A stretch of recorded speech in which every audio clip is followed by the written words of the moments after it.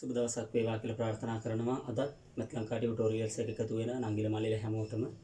ඉතින් අපි මේ වෙනකොට කතා කර හිටියේ සරල රේඛාව පාඩම. මේ වෙනකොට සරල රේඛාව පාඩමේ කොටස් 4ක් කතා කරලා ඉවර කරා. ඉතින් අපි අද කරන්න හදන්නේ සරල රේඛාව පාඩමේ 5 වෙනි වීඩියෝ එක. එහෙනම් අපි දැන් වීඩියෝ එකට යමු. අපේ අද පළවෙනි මාතෘකාව වෙන්නේ p alpha beta ලක්ෂයේ සිට Lx ධන my ධන n සමාන බිඳුව සරල රේඛාවට ඇති ලම්බක දුර ලබා ගැනීම. එතකොට අපි මෙන්න මේක කරන්නේ මෙහෙමයි. මේ තියෙන්නේ අපිට දීලා තියෙන රේඛාව, මේ රේඛාවේ සමීකරණය Lx ධන my ධන n සමානයි බිඳුව. එතකොට මේ රේඛාවට ඇඳි ලම්බක රේඛාව තමයි මේ තියෙන්නේ. එතකොට p ලක්ෂයේ ඛණ්ඩාංක වෙන්නේ alpha, beta. දැන් අපි හොයන්න හදන්නේ මේ p ලක්ෂයේ ඉඳලා අපිට දීලා තියෙන රේඛාවට හඳපු රේඛාවේ ලම්බක දිග. එතකොට මේ p ලක්ෂයේ ඉඳලා හඳපු රේඛාවේ මෙතන ලම්බකයේ අඩිය අපිට ගන්න පුළුවන් සාධාරණ වශයෙන් qx bar y bar කියලා. එතකොට අපිට මෙතනින් පේනවා මේ pq රේඛාව දීලා තියෙන රේඛාවට ලම්බකයි. එතකොට අපිට කියන්න පුළුවන් pq දී ඇති රේඛාවට ලම්බක බැවින්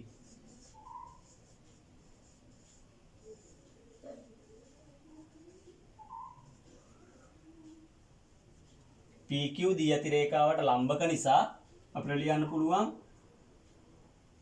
මේ රේඛා දෙකේ අනුක්‍රමණ වල ගුණිතය ඍණ 1යි. එතකොට y bar ඍණ බීටා බෙදීම x bar ඍණ ඇල්ෆා වාරයක් මේ දීලා තියෙන රේඛාවේ අනුක්‍රමණය ඍණ l බෙදීම m ඕක සමානයි ඍණ 1යි. දැන් මේක අපිට මෙන්න මේ විදිහට ලියන්න පුළුවන්.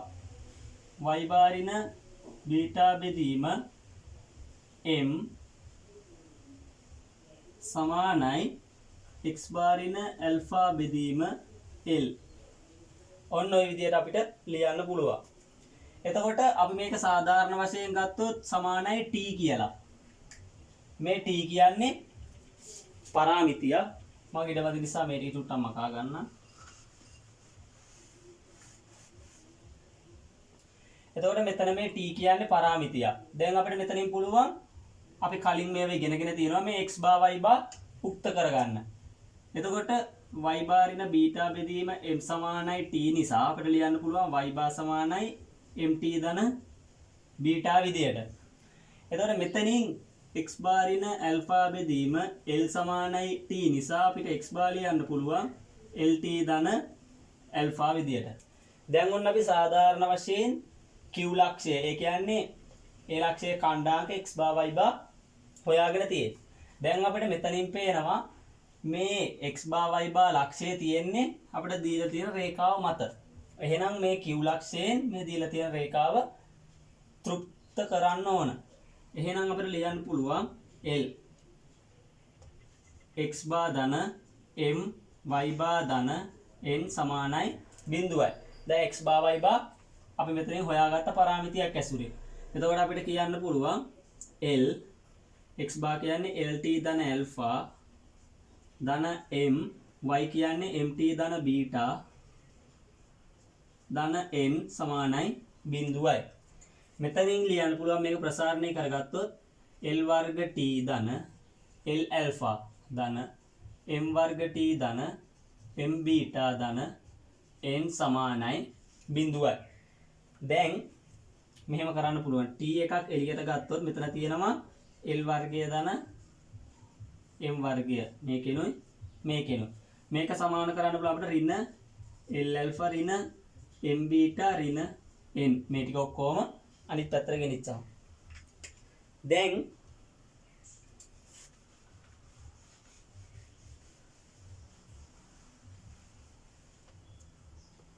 අපිට මෙතන t උක්ත කරගත්තොත් t එනවා ඍණ L ඇල්ෆා ධන m බීටා ධන n බෙදීම L වර්ගය ධන m වර්ගය විදියට. දැන් අපි t හොයාගෙන තියෙන්නේ t කියලා තිබුණේ පරාමිතියක්. ඕන දැන් අපි t හොයාගත්තා. දැන් අපි කලින් හොයාගත්ත මේ x bar y bar කියන ඛණ්ඩාංක t ඇසුරේ. x bar ආවේ කොහොමද? lt ධන ඇල්ෆා y භාගය mt ධන බීටා විදියට. දැන් අපි දන්නවා මේ pq දිග කොහොමද හොයන්නේ කියලා. pq කොහොමද හොයන්නේ? pq සමාන වෙනවා lt ධන ඇල්ෆා ඍණ ඇල්ෆා වල වර්ගය ධන mt ධන බීටා ඍණ බීටා ඔය දෙකේ වර්ගයේ වර්ගමූලයට සමාන වෙනවා pq. අපිට මෙතනින් pq ලියන්න පුළුවන් lt වල වර්ගය ධන mt වල වර්ගයේ වර්ගමූලයේ විදියට. දැන් pq ආවා l වර්ගය ධන m වර්ගයේ වර්ගමූලය අපිට t වර්ගමූල ලකුණෙන් එළියට ගන්න පුළුවන්. ධන හෝ ඍණ. ඒත් අපි දන්නවා මේ pq කියන්නේ දිගක්. එහෙනම් දිගක් ඍණ වෙන්න බෑ. එහෙනම් pq එන්නේ මාපාංක t l වර්ගයේ ධන m වර්ගයේ වර්ගමූලය. දැන් අපි ඔන්න t හොයාගත්තා. එහෙනම් අපිට pq හොයන්න පුළුවන්.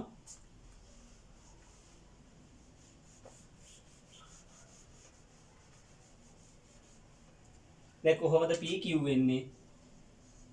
pq සමානයි t හොයාගත්ත ඍණ l ඇල්ෆා ධන m බීටා ධන n බෙදීම l වර්ගය ධන m වර්ගය. ඕකේ මාපාංකයේ වාරයක් l වර්ගය ධන m වර්ගයේ වර්ගමූලය. එතකොට මේ t ගේ මාපාංකය ගත්තාම අපිට මේක ලියන්න පුළුවන් l ඇල්ෆා ධන m බීටා ධන n බෙදීම මේ l වර්ගය ධන m වර්ගය මේ l වර්ගය ධන m වර්ගය කැපිලා ගියාම මෙතන ඉතුරු වෙනවා l වර්ගය ධන m වර්ගයේ වර්ගමූලය. එහෙනම් ඔන්න pq දිග. දැන් අපිට මෙතනින් පැහැදිලි කොහොමද යම්කිසි ලක්ෂයක ඉඳලා දීලා තියෙන රේඛාවකට තියෙන ලම්බක දිග ගන්න කියලා. එතකොට කරන්න තියෙන මොකද්ද? මේ තියෙන අපිට දීලා තියෙන ලක්ෂය මේ ලක්ෂයේ ඛණ්ඩාංක මගින් මේ රේඛාව තෘප්තිමත් කරලා ලියනවා. ඊට පස්සේ බෙදීම l වර්ගය ධන m වර්ගයේ වර්ගමූලය ඒ විදිහට තමයි ලම්බක දිග ගන්නෙ. දැන් අපි මේක පැහැදිලි වෙන්න පුංචි ගැටලුවක් විසඳමු. එතකොට මෙන්න මේ ගැටලුව තියෙන්නේ මෙන්න මෙහෙමයි. අපිට කියනවා ඍණ 1,3 ලක්ෂයේ ඉඳලා මෙන්න මේ ලක්ෂයේ ඉඳලා 3x ධන 4y ධන 1 සමානයි බිඳුව. මෙන්න මේ රේඛාවට තියෙන ලම්බක දුර. එතකොට අපි කොහොමද ගන්නෙ? මේ තියෙන්නේ 3x ධන 4y ධන 1 සමානයි බිඳුව කියන රේඛාව. මේ තියෙන්නේ ඍණ 1,3 කියන ලක්ෂය නම් මේක p නම් අපෙන් අහන්නේ මෙන්න මේ pq දිග. දැන් අපි කලින් සමීකරණය ඉගෙන ගත්තා කොහොමද ලම්බක දිග ලබා ගන්න කියලා. අපිට ඒකාවේ l ඇල්ෆා ධන m බීටා ධන n බෙදීම l වර්ගය ධන m වර්ගයේ වර්ගමූලය. ඕකේ මාපාංකය ඔන්න ඔය විදිහට තමයි අපිට pq දිග හොයන සමීකරණය ආවේ. දැන් අපිට ඕකෙන් pq හොයන්න පුළුවන්. කොහොමද? l කියන්නේ කීයද? 3යි. ඇල්ෆා කියන්නේ ඍණ 1යි. ධන m කියන්නේ මෙතනට අනුව 4යි. බීටා කියන්නේ 3යි. ධන n කියන්නේ 1. බෙදීම l වර්ගය කියන්නේ 3 වර්ගය ධන m වර්ගය කියන්නේ 4 වර්ගය. ඕකේ වර්ගමූලය. දැන් අපිට මෙතනින් pq එනවා. මෙතන ඍණ 3යි. මෙතන 12යි. මෙතන 4 වර්ගයේ 16යි. 3 වර්ගයේ 9යි. 16 9යි 25යි. 25ේ වර්ගමූලය 5යි. එහෙනම් අපිට ඔන්න දැන් pq ආවා 10 බෙදීම 5යි. ඒ කියන්නේ pq ඒකක දෙකක් විදියට අපිට. එහෙනම් ඔන්න දැන් ඉගෙන ගත්ත තියරි කොටස අපි ගැටළු වලට යොදාගන්නේ ඔන්න ඔය විදියට. දැන් අපි යන් අපේ ඊළඟ මාතෘකාවට. මේ තියෙන්නේ අපේ ඊළඟ මාතෘකාව. ඒක තමයි ax ධන by ධන c සමානයි බිඳුව. මේ තියෙන රේඛාවක් මේක හා ax ධන by ධන d සමානයි බිඳුව සමාන්තර සරල රේඛා අතර ලම්බක දුර. දැන් ඔයාලට පේන්න ඕන මේ රේඛා දෙක සමාන්තරයි කියලා. ඇයි?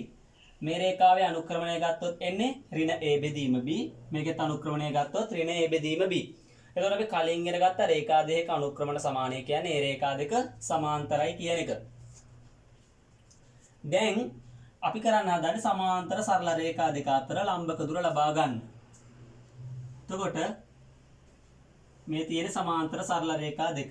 මේ තියෙන්නේ ax ධන by ධන c සමානයි බිඳුව රේඛාව.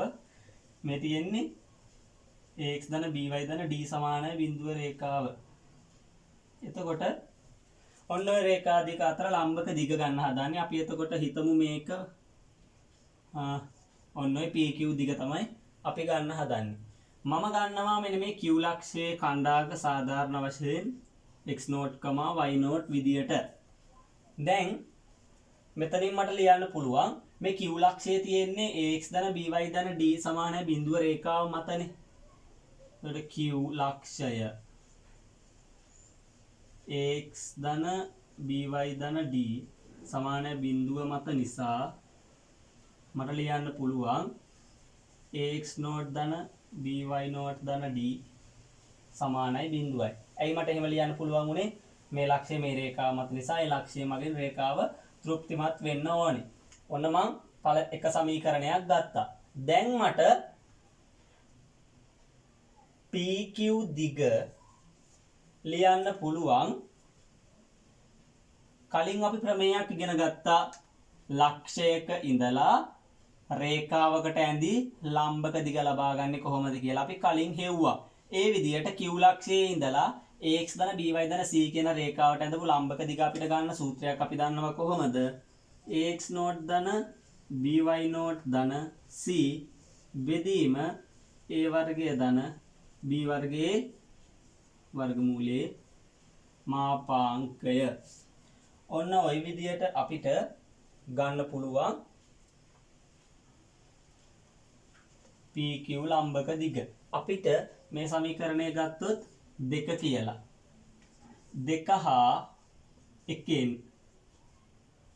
දැන් ඔයාලට මෙතන පේනවා ax0 ධන by0 මෙතනින් උක්ත කරගත්තොත් ඒක සමාන වෙනවා ඍණ d ට. ax0 ධන by0. දැන් මේ එකෙන් අපිට උක්ත කරගත්තොත් ax0 ධන by0 සමානයි ඍණ d විදියට ලියන්න පුළුවන්. එතකොට අන්න ax0 ධන by0 අගේ මෙතෙන්ට ආදේශ කරොත් අපිට PQ ලියන්න පුළුවන් ඍණ d ධන c බෙදීම a වර්ගය ධන b වර්ගයේ වර්ගමූලයේ මාපාංකයේ විදියට. එහෙනම් අපිට මේක ලියන්න පුළුවන් PQ සමානයි c ඍණ d බෙදීම a වර්ගය ධන b වර්ගයේ වර්ගමූලයේ මාපාංකයේ විදියට. එහෙනම් ඔන්න ඕක තමයි සමාන්තර සරල රේඛා දෙකක් අතර ලම්බක දුර හොයන සූත්‍රය. එතකොට මෙන්න මේක තමයි යම්කිසි ලක්ෂයක ඉඳලා රේඛාවකට ඇඳපු ලම්බක දිග හොයන සූත්‍රය. දැන් මේක පැහැදිලි වෙන්න පුංචි ගැටලුවක් විසඳමු. එතකොට මේ ගැටලුව මෙන්න මෙහෙමයි තියෙන්නේ. අපිට මේ ගානේ කියලා තියෙනවා 3x ඍණ 4y ඍණ 8 සමානයි බිඳුව හා 3x ඍණ 4y ධන 7 සමානයි බිඳුව. මෙන්න මේ සමාන්තර සරල රේඛා දෙක අතර ලම්බක දුර හොයන්නේ කියලා. එතකොට අපි සමාන්තර සරල රේඛා අතර ලම්බක දුර හොයන සූත්‍රය ගත්ත c ඍණ d බෙදීම a වර්ගය ධන b වර්ගයේ වර්ගමූලය. දැන් මේ සූත්‍රය යොදා ගන්න පුළුවන් වෙන්නේ රේඛා දෙක සමාන්තරයි නම් විතරයි. අපි කොහොමද රේඛා දෙක සමාන්තරයිද කියලා බලන්නේ? මේ දෙකේ පොඩ්ඩක් අනුක්‍රමණ බලන්න ඕන. දැන් මෙතනින් බැලුවම අපිට පේනවා අනුක්‍රමණය එන්නේ 3 බෙදීම 4යි. ඒක නිසා රේඛා දෙක සමාන්තරයි. දැන් මේ තියෙන්නේ C නම්, මේ තියෙන්නේ D නම්, මේ තියෙන්නේ A, ඔය තියෙන්නේ B. දැන් අර සූත්‍රයට දැම්මොත් C කියන්නේ කීයද? ඍණ 8යි. ඍණ D කියන්නේ කීයද? ධන 7යි. බෙදීම A කියන්නේ කීයද? 3යි.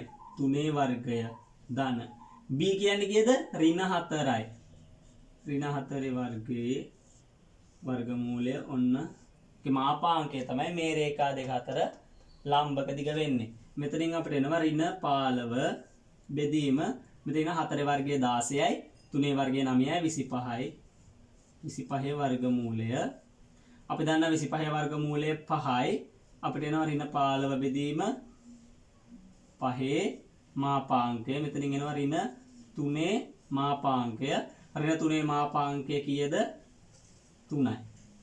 එහෙනම් සමාන්තර සරල රේඛා දෙක අතර ලම්බක දිග ඒකක 3යි. එහෙනම් ඔන්න ඔය විදිහට තමයි සමාන්තර සරල රේඛා දෙකක් අතර ලම්බක දුර සොයන සූත්‍රය ගැටළු වලදී යොදා ගන්න. දැන් මම මේ ඔයාලට එකින් එක තියරි කොටස් ටික පැහැදිලි කරගෙන යනවා. අපිට මේ වීඩියෝ එක දැම්මට පස්සේ තව වීඩියෝ දෙකයි තියෙන්නේ. මම ඔයාලට පෝස්ට් එකක් දැම්මා ඒකට. අද රෑ 7ට මම මේ වීඩියෝ එක අප්ලෝඩ් කරනවා.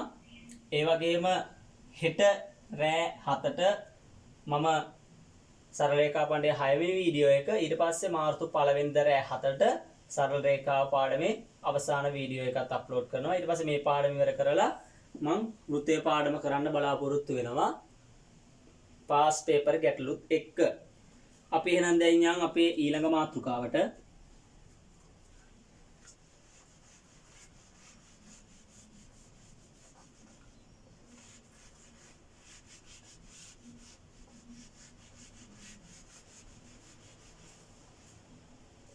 දැන් අපේ ඊළඟ මාතෘකාව තමයි ත්‍රිකෝණයක ශීර්ෂ තුනේ ඛණ්ඩාංක දීලා තියෙනවා නම් කොහොමද ත්‍රිකෝණයේ වර්ගඵලය හොයන්නේ කියන එක. මේ තියෙන්නේ සාධාරණ වශයෙන් ගත්ත ත්‍රිකෝණයක්.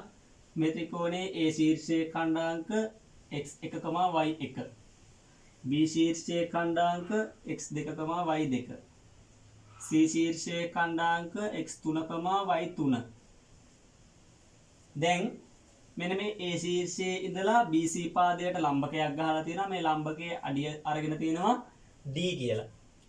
දැන් අපි මේ කරන්න හදන්නේ ත්‍රිකෝණයේ ශීර්ෂ තුනේ ඛණ්ඩාංක දීලා තියෙනවා නම් වර්ගඵලය හොයන්න සමීකරණයක් ඔප්පු කරගන්න. එතකොට ඒක ඔප්පු කරන විදිය මෙන්න මෙහෙමයි. අපිට පුළුවන් මෙන්න මේ BC පාදයේ සමීකරණය ලියන්න. එතකොට අපි දැන් ඉගෙනගෙන තියෙන්නේ සරල රේඛාවක් මත ලක්ෂ දෙකක ඛණ්ඩාංක දීලා තියෙනවා නම් කොහොමද ඒ රේඛාවේ සමීකරණය ලියන්නේ කියලා. දැන් BC සමීකරණය ලිව්වොත් අපිට ලියන්න පුළුවන් y2 ඍණ y3 බෙදීම x2 ඍණ x3 සමානයි y ඍණ y3 බෙදීම x ඍණ x3. මේ විදිහට ලියන්න පුළුවන්. මෙතනින් අපි හරස් ගුණිතය ගත්තොත් මේක ලියන්න පුළුවන් y2 ඍණ y3 වාරයක් x ඍණ x3 සමානයි y ඍණ y3 වාරයක් x2 ඍණ x3. ওই විදිහට ලියන්න පුළුවන්. මේක දැන් අපි ප්‍රසාරණය කරගත්තොත් අපිට මෙන්න මෙහෙම ලියන්න පුළුවන් y2x ඍණ y2x3 ඍණ y3x ධන y3x3. මේ ආයේ වම් පැත්ත දකුණු පැත්ත ප්‍රසාරණය කරගත්තොත් yx2 ඍණ yx3 ඍණ y3x2 ධන x3 y3. ඔන්න ඔය විදිහට එනවා. මෙතනින් අපිට පේනවා මෙන්න මේ y3x3යි මේ y3x3යි මේ දෙක කැපිලා යනවා. පොඩක් ඉඩපද නිසා මම මේ උඩ ටික මකා ගන්න.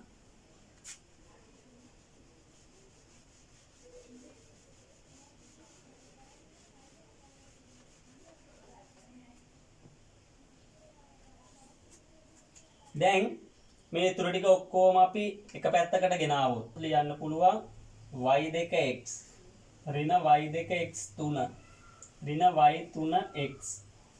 එතකොට මේ දකුණු පැත්තේ තියෙන ටික ගෙනාවම ඍණ yx2 ධන yx3 ධන y3x2 සමානයි 0යි. මෙන්න මේ විදිහට අපිට ආවා. දැන් මෙතනින් x එකක් එළියට ගත්තොත් එතකොට x තියෙන පද තියෙන්නේ මේ පදෙයි මේ පදෙයි. මෙතනින් අපිට එනවා y2 ඍණ y3. ඊට පස්සේ අපිට පුළුවන් මෙතන ඍණ y එකක් එළියට ගන්න. ඍණ y එකක් එළියට ගත්තාම මෙතන තියෙනවා x2. එතකොට මේකෙන් අපිට මෙතන ගන්න පුළුවන් ඍණ x3. එතකොට මෙන්න අපි දැන් පද 4ක් ගත්තා.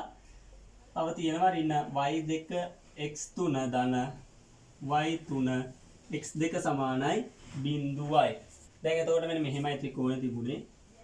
මේ තියෙන්නේ BC. ඔන්න අපි BC පාදයේ සමීකරණය හොයාගත්තා. ඒ ශීර්ෂයේ ඛණ්ඩාංක තිබුණ x1 y1 විදියට මේ A ලක්ෂයේ ඉඳලා අපි ලම්බකයක් ගහලා තිබුණා. ලම්බකයේ අඩිය D. දැන් අපිට AD දිග ලියන්න පුළුවන් නේ. AD දිග ලියුවොත් දැන් අපි කලින් ඉගෙන ගත්තා කොහොමද රේඛාවකට ලක්ෂයක ඉඳලා ගහපු ලම්බකයේ දිග හොයන්නේ කියලා. එතකොට මේක ලියන්න පුළුවන් x1 y2 ඍණ y3 ඍණ y1 x2 ඍණ x3 ඍණ y2 x3 ධන y3 x2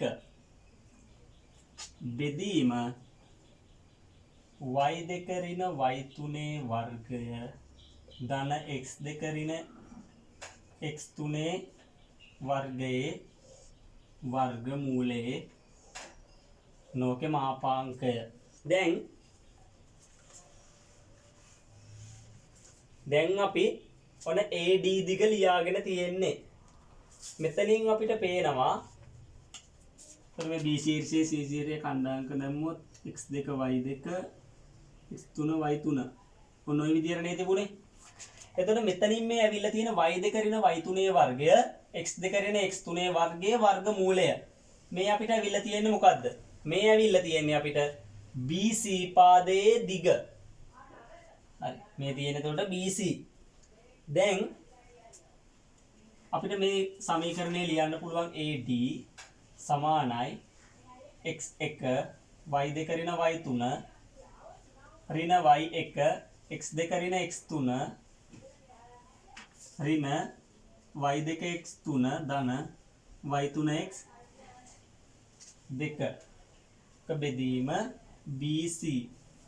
දැන් BC මේ පැත්තට ගුණ කරගත්තොත් AD BC සමානයි මෙන්න මේ ප්‍රතිඵලයට x1 y2 ඍණ y3 ඍණ y1 x2 ඍණ x3 ඍණ y2 x3 ධන y3 x2 මාපාංකය. දැන් මේ දෙපැත්තම භාගයෙන් ගුණ කරොත් සමාන වෙනවා මේ පැත්තත් ගුණ කිරීම භාගයට. දැන් මෙන්න මේ ත්‍රිකෝණයේ වර්ගඵලය අපි හෙව්වොත් අපි දන්නවා ත්‍රිකෝණයක වර්ගඵලය හොයන්නේ කොහොමද? භාගය වාරයක් ආධාරකයේ දිග වාරයක් උච්චය. එතකොට භාගය වාරයක් BC වාරයක් AD තමයි මේ ත්‍රිකෝණයේ වර්ගඵලය. එහෙනම් අපිට මේ වම් පැත්තෙන් ඇවිල්ලා තියෙන්නේ ABC ත්‍රිකෝණයේ වර්ගඵලය. එහෙනම් ABC ත්‍රිකෝණයේ වර්ගඵලය හොයන සූත්‍රය තමයි මේ තියෙන්නේ.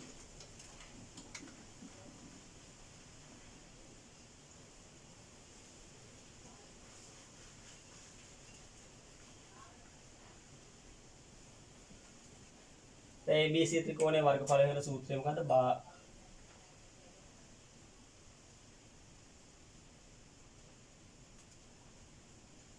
භාගය වාරයක් මෙන්න මේ ප්‍රතිඵලය.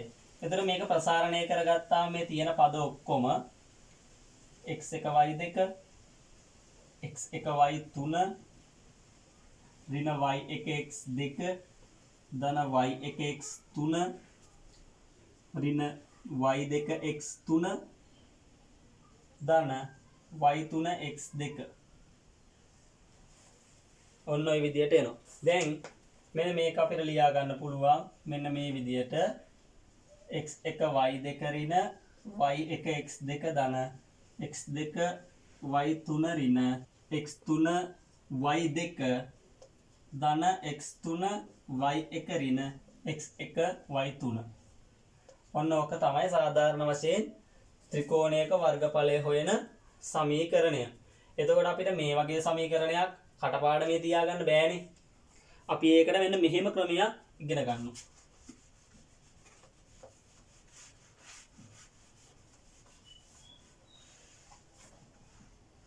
ඒකම උදාහරණයක් අස්මින් පැහැදිලි කරලා දෙන්නම් කොහොමද ත්‍රිකෝණයේ ශීර්ෂ තුනේ ඛණ්ඩාංක දීලා තියෙනවා නම් වර්ගඵලය හොයන්නේ කියලා. අපිට නිකන් හරි ත්‍රිකෝණයක ශීර්ෂ තුනේ ඛණ්ඩාංක දීලා තියෙනකොට වර්ගඵලය හොයන්න මේ වගේ සූත්‍රයක් ඔප්පු කරන්න තිබුණොතින් ඔප්පු කරන ක්‍රමය මේක. නැත්නම් ත්‍රිකෝණයේ වර්ගඵලය හොයන්න මම දැන් පොඩි ගැටලුවක් අසුරෙන් පැහැදිලි කරලා දෙන්න. මේක කරන්නේ මෙන්න මෙහෙමයි. මේ තියෙන්නේ ABC ත්‍රිකෝණය.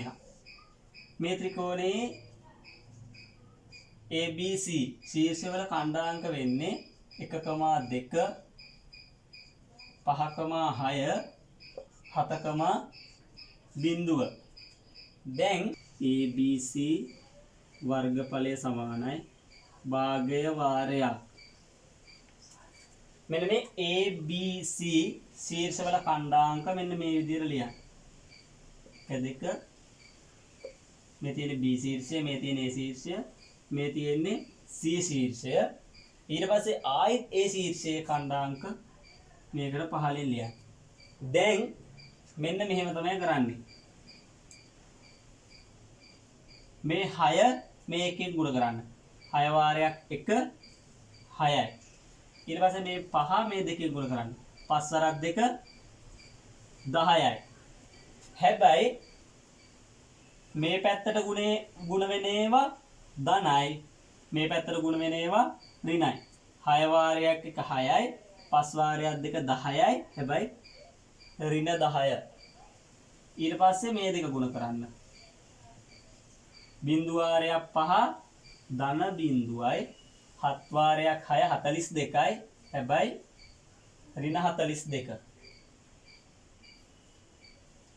දෙවාරයක් 7 ධන 14යි. එක් වාරයක් බිංදුව බිංදුවයි.